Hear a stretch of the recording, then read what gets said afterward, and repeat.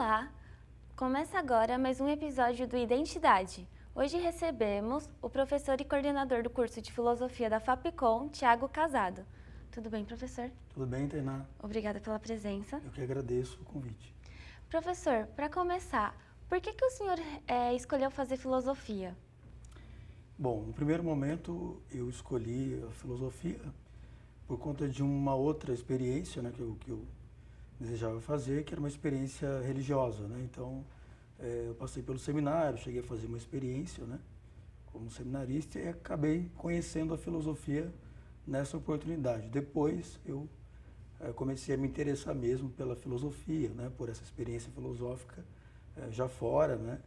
E ali foi meu primeiro contato com a filosofia, né, num curso de graduação em filosofia. Professor, o senhor teve apoio nessa sua decisão de entrar para a vida religiosa? Sim, no início eu tive apoio, né? Foi muito tranquilo por parte da minha família, né? Durou quanto tempo? 2 anos, tive uma experiência curta, né? Mas depois eu já deixei, né, essa experiência e fui para a área da educação. Comecei a já atuar na área da educação. Quais experiências o senhor teve? Na área da educação, eu comecei muito cedo, né, muito jovem. Comecei em 2005, no magistério, como professor do ensino médio e também no ensino fundamental. Então, eu já comecei a atuar em escolas nesse período. Logo que a filosofia passou a ser obrigatória, né, no ensino médio, eu já estava, então, na sala de aula e foi uma experiência interessante porque o ensino médio realmente passou a ter a disciplina de filosofia, né? Então, já há mais de 10 anos. E você tinha vontade de tornar-se professor? Ou como foi? Não, eu nunca havia pensado em me tornar professor, né? Cheguei a prestar vestibular para Direito, né? E também tinha outros interesses, fiz teatro durante um tempo. Então, assim, a gente tem sonhos, né, quando é adolescente. E depois a filosofia surgiu na minha vida, né? E, consequentemente, a vida como professor no magistério. E aí eu passei a gostar, realmente, né? Comecei a entender como uma vocação, como algo realmente importante na minha vida e se tornou uma escolha. Que é importante que a gente abrace as escolhas, né? Então, a vocação tem muito a ver também com as escolhas, não é um dom inato, como a gente pensa, pelo menos eu não entendo dessa forma, né? Mas é aquilo que você assume como uma finalidade da sua vida, né? Como uma identidade. Então, eu me encontrei na minha atividade como professor e ao longo do tempo isso foi acontecendo, né? Fui tendo experiências com os adolescentes, né? Depois com os alunos maiores no ensino superior e, de fato, hoje eu me encontro nessa profissão. E quais que são as diferenças entre dar aula para alunos de ensino médio e para alunos de ensino superior? Olha, é bem diferente, né? No ensino médio, os alunos têm ali uma faixa etária entre 15, né, 17 anos. Então, é um desafio diferente, né? Você tem que saber lidar também com esses conflitos, né, dos adolescentes, da própria escola, né? O espaço escolar, ele é muito dinâmico, ele tem necessidades, né? A questão pedagógica também é diferente, né? Quando a gente trabalha com o público, como ensino médio, a gente tem um grupo escolar, né, com vários atores, que passa pela gestão escolar, pela construção da identidade dos alunos, da autonomia, né? Então, realmente é bem diferente. Agora, no ensino superior, há outros desafios, né? Ali já os jovens, né, eu falo jovens, mas também tem muitos, né, pessoas assim já maduras, né, com uma certa idade, que também estão fazendo graduação, né? Mas ali já é uma outra experiência, né? Já são alunos que pensam no futuro profissional, que já tem uma escolha definida, né? Por mais que venha depois mudar essas escolhas, já é uma outra perspectiva, é uma experiência, digamos assim, mais relacionada com a profissão, né? Com o mercado, com as experiências que cada um traz, né? Então, os jovens vêm, né, os alunos vêm já com uma trajetória, uma maturidade, digamos assim. Embora ainda construam essa identidade também no ensino superior, né? Ninguém está pronto, né? É sempre uma construção. mas de toda forma é educação, né? É o espaço educacional. Então acho que é muito importante atuar no espaço da educação, seja no ensino médio, no ensino fundamental e também no ensino superior. A gente sempre aprende educando, né? Quando a gente ensina, a gente também aprende. É sempre uma relação dinâmica, né? Não é porque eu sou professor que eu estou só transmitindo um conhecimento, mas eu também estou aprendendo, estou renovando as minhas práticas, né? Estou tendo a oportunidade de vivenciar também, né, experiências novas a cada semestre, né? Na faculdade é a cada semestre, no ensino médio é a cada ano, né? E de conhecer pessoas novas, né, que trazem também histórias de vida, expectativas, sonhos. E a gente trabalha com isso, então a gente também deixa um pouco, né, da nossa experiência para esses estudantes e também leva muitas experiências. Acho que essa é uma oportunidade interessante, né, para quem leciona. A cada semestre você conhece pessoas novas, a cada semestre você tem novas oportunidades, né, e é sempre esse encontro dinâmico, né, que acontece nos espaços educacionais, na faculdade também, nas escolas. Então eu aprendo muito. Né? O senhor ainda dá aula para os alunos do ensino médio? Hoje não mais. Eu fiquei no ensino médio por 7 anos, né? Trabalhei em escolas públicas, fui professor efetivo do Estado, trabalhei também em escolas particulares, né? Trabalhei na rede SESI, onde eu fiquei assim, um certo tempo, mas depois eu deixei, tive outras experiências técnicas, né? Passei a atuar no SESI com produção de material didático, depois realizei um trabalho mais técnico. Então, eu desenvolvi várias atividades na área da educação, né? Não só na sala de aula, mas também em outros setores, mas sempre na educação. Nunca deixei, né, de trabalhar com educação. Mas hoje eu não estou mais no ensino médio. Né? Hoje eu trabalho com futuros professores do ensino médio, que são os alunos do curso de licenciatura em filosofia. Né? Então hoje eu passo também essa experiência para esses alunos que um dia atuarão na escola. Né? Eles fazem estágio em escolas, nós temos um trabalho com esses alunos, mas não estou mais na sala de aula do ensino médio. Professor, o senhor comentou que era responsável por fazer o material didático dos alunos. Como que era esse processo?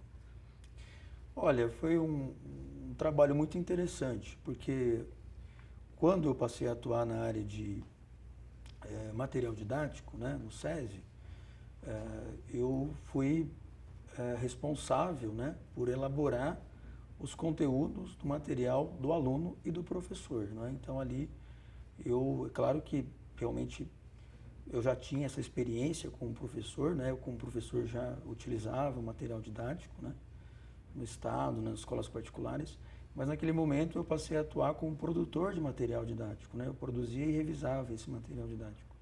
Então é uma responsabilidade muito grande, né? É um trabalho muito significativo, porque no caso do SESI eram mais de 180 mil alunos, né? De toda a rede, que utilizariam então o material que eu elaborei, né? O material que eu preparava, e então pesa, né? sobre o profissional que elabora o material essa responsabilidade. Mas era muito interessante, a gente produzia um material didático também ouvindo os professores, os gestores, né?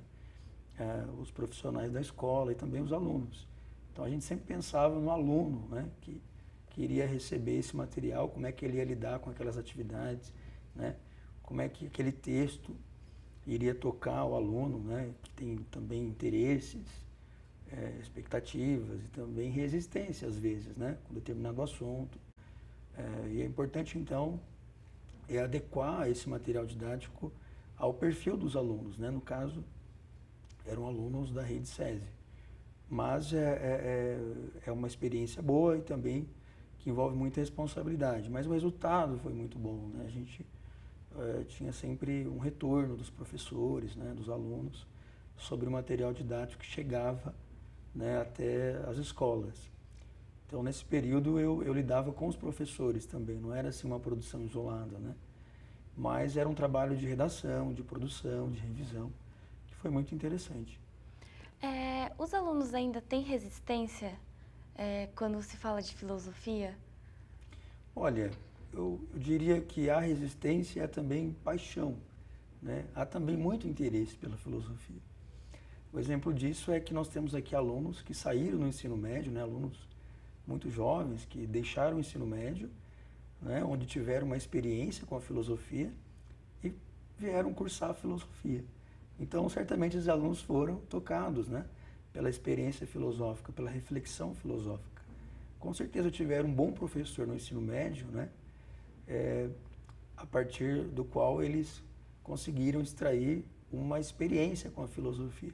Então eu diria que a filosofia ela gera resistência, mas também gera interesse, não é? Ela gera um desejo também, né, nas pessoas e nesses estudantes, porque a filosofia ela trabalha com todas as ciências, né, com todas as áreas de conhecimento. A filosofia não está isolada, a filosofia trabalha com a arte, com a comunicação, com o direito, com a política, né, com as ciências em geral.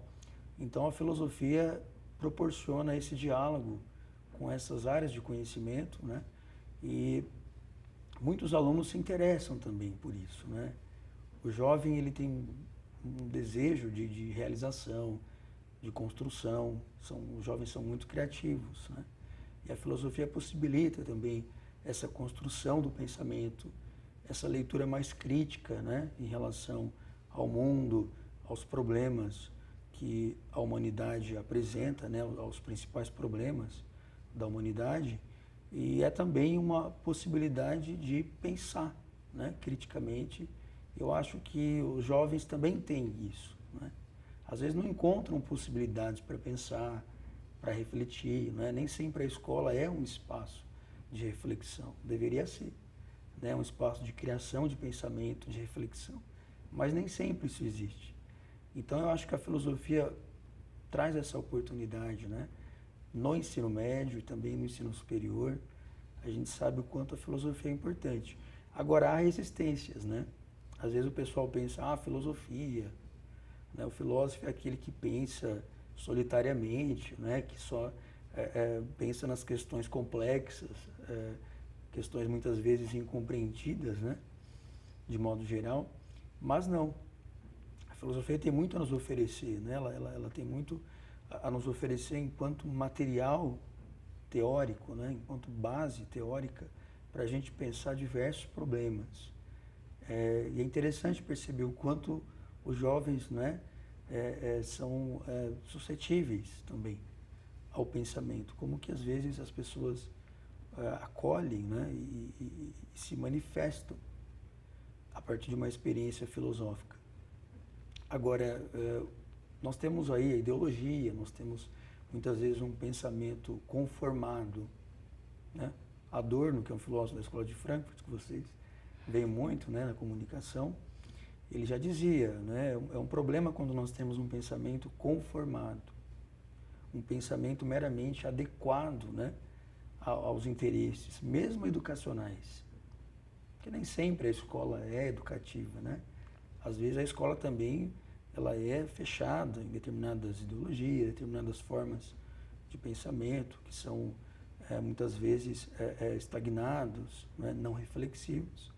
Por isso que é preciso sempre ter filosofia, né? É sempre importante a gente pensar naquilo que a filosofia pode nos oferecer, né, enquanto caminho para a reflexão e, claro, para um mundo melhor, né, para um mundo justo, para um mundo também, né, onde o ser humano possa se encontrar e se construir, né? E qual que é uma maneira de tornar a filosofia algo atrativo para as pessoas? Olha, isso é muito interessante, porque às vezes a filosofia ela é tida como algo chato, né? Enfadonho, demasiadamente teórico, mas é sempre possível tornar a filosofia atrativa, né? A filosofia, ela não está solitária, ela não é uma ciência, vamos dizer assim, né? Não é exatamente uma ciência, mas ela envolve um pensamento também rigoroso, né? Sistemático. existe um método filosófico, né? A gente não filosofa sem método, há critérios mínimos, né? Para que a gente faça filosofia. Mas eu acho que o interesse, né? Ele depende muito de como se estabelece a relação da filosofia com as outras áreas. Quando nós pensamos, por exemplo, na relação do cinema com a filosofia pode ser muito interessante, não é? A gente pode enxergar num filme elementos filosóficos, né?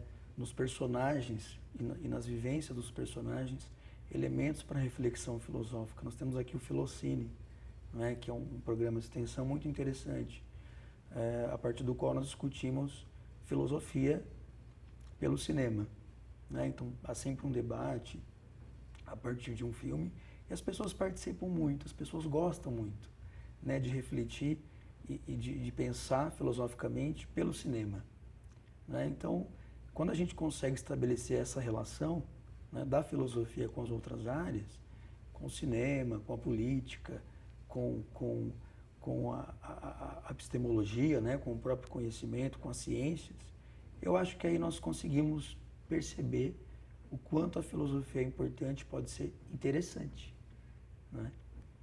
Professor, como que é dar aula também para alunos que não são do curso de filosofia? Olha, Tainá, eu tenho essa experiência, né, com outros cursos, com curso de comunicação, com os cursos, né, de comunicação, com jornalismo, rádio e TV, relações públicas, publicidade. E aqui na Fapcom eu passei a ter contato, né, com esse universo, com essas áreas, né, da comunicação social. E é muito interessante perceber o quanto a comunicação absorve a filosofia, né, o quanto o pensamento filosófico ele é importante para a comunicação, para que a gente se comunique, para que a gente compreenda, né, a comunicação, como é que a comunicação se estabelece, né, como é que a sociedade também se relaciona com a comunicação social. Então, a minha experiência com os cursos de comunicação, com os cursos que não são de filosofia, é muito positiva, né?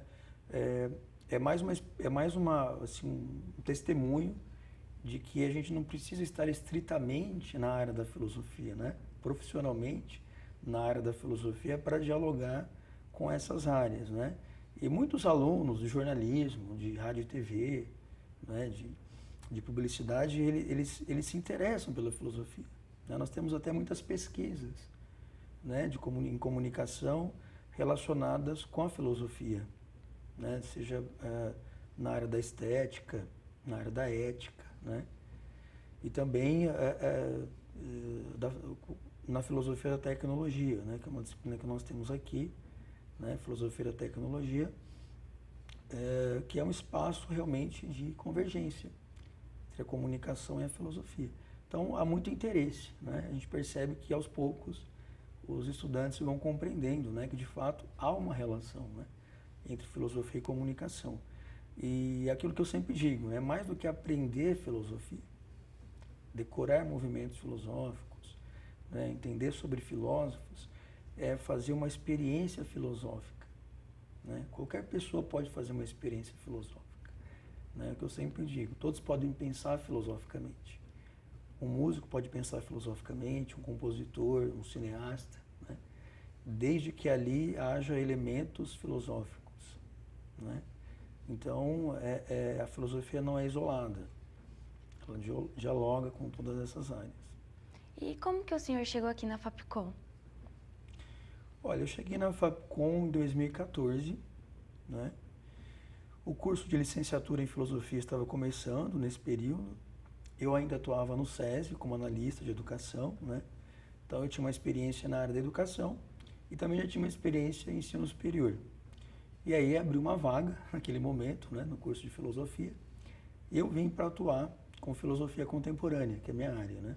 E depois acabei ministrando aulas no curso de licenciatura, né, nas áreas mais pedagógicas, digamos assim, né? Então, no primeiro momento, eu me dividia entre a Fapcom, né, e a outra instituição onde eu atuava. Então, foi em 2014, mas foi a primeira vez que eu passei a atuar na área da comunicação social, né? Eu tinha outras experiências, mas não nos cursos de comunicação social. Atualmente o senhor é coordenador do curso de filosofia. Como que é essa experiência? Olha, a experiência de gestão, ela é muito desafiadora, né? É muito interessante, a gente aprende muito, mas a experiência de gestão, ela envolve, assim, muitos desafios, né? Muitos conflitos, às vezes. A gente tem que administrar o currículo, o desenvolvimento dos alunos, né? A gente tem que acompanhar pedagogicamente as disciplinas, os professores, os alunos, também os processos burocráticos, né? Então, hoje eu continuo na sala de aula, né? Sou professor dos cursos, mas estou também na gestão, né, do curso de filosofia. Então, é uma experiência interessante, mas envolve também a parte administrativa, burocrática, né? E eu estou atuando, né, nesses setores. O senhor dá aula só aqui ou dá aula em outras instituições também? Olha, atualmente eu estou só aqui na Fapcom, mas eu também presto assessoria, né, eventualmente, não sempre, mas periodicamente presto assessoria na área da educação e trabalho também com produção de conteúdo para cursos EAD, né? Eu já trabalhei com a produção de conteúdo e sempre que é necessário eu também atuo nessa área, né, de produção de conteúdo. E como que é essa produção? Como que é esse desempenho nessa função? Olha, hoje a área da educação ela é muito ampla, né? Nós temos os cursos presenciais, né, nas instituições e também temos os cursos EAD, temos a educação à distância hoje que cresce muito, né? Principalmente na pós-graduação, cursos técnicos, cursos de especialização. Então eu já tive algumas experiências, né, como orientador de trabalhos acadêmicos em cursos EAD, né, e também como tutor. Então sempre surge, né, essa oportunidade de atuar nessas áreas. Mas é muito interessante, são modalidades diferentes, né?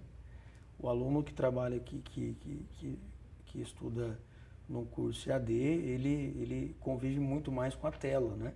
Mas também com o conteúdo que é produzido. Então, acho que é também uma experiência bem interessante.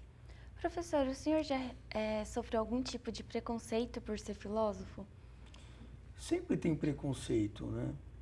É aquela pergunta que sempre surge. Você é filósofo, mas o que é que você faz, né? Você trabalha com o quê, né? Ou às vezes as pessoas, elas desconfiam, né? Elas desconfiam, mas não é de má fé. Não é assim uma pergunta maliciosa, né? É mais no sentido de não saber mesmo o que faz um filósofo, né? Qual é o papel do filósofo. E principalmente o professor de filosofia. Então sempre há um preconceito, mas eu prefiro entender que é um preconceito no sentido de não conhecimento, né? De não ter um esclarecimento acerca do papel do filósofo e do professor de filosofia, não é? Então, geralmente, há curiosidade, né, sobre isso, né? O que faz um professor de filosofia, né? O que faz um filósofo? Mas também é importante, acho que hoje as pessoas conhecem mais. Como nós temos hoje filosofia no ensino médio, né? Eu acho que muita gente passou a conhecer também o que é filosofia. E para terminar, o que a filosofia significa para você? Olha, essa pergunta é muito profunda, né? É uma pergunta exigente. O que é que a filosofia significa para mim? Olha, hoje a filosofia ela está na minha vida, né? Ela faz parte da minha vida. Do modo como eu reflito, como eu penso as coisas, como eu me entendo também como ser humano, como profissional, não é?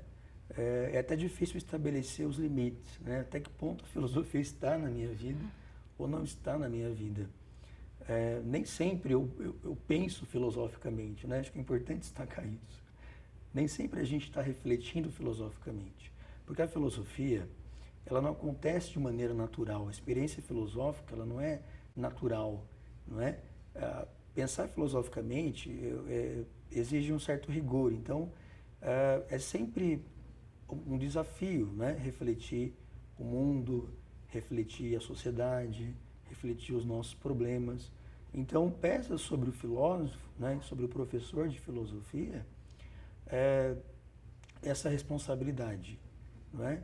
Então, eu estou sempre incumbido a pensar filosofia, né? Quando eu olho para as coisas, para as situações, eu estou sempre olhando ou buscando olhar filosoficamente, né? Mas a minha experiência com a filosofia é muito rica, não é? Eu tive a oportunidade de estudar filosofia e de conviver com esse universo, né? Hoje eu ensino filosofia, ensinei filosofia para os jovens no ensino médio, hoje eu convivo com estudantes do ensino superior, né? Então faz parte do meu mundo, da minha vida, né? Eu não consigo me ver, né, sem a filosofia, porque isso faz parte, né, do meu ser. Professor, muito obrigada pela participação. Eu que agradeço a oportunidade. O Identidade fica por aqui. Até o próximo programa.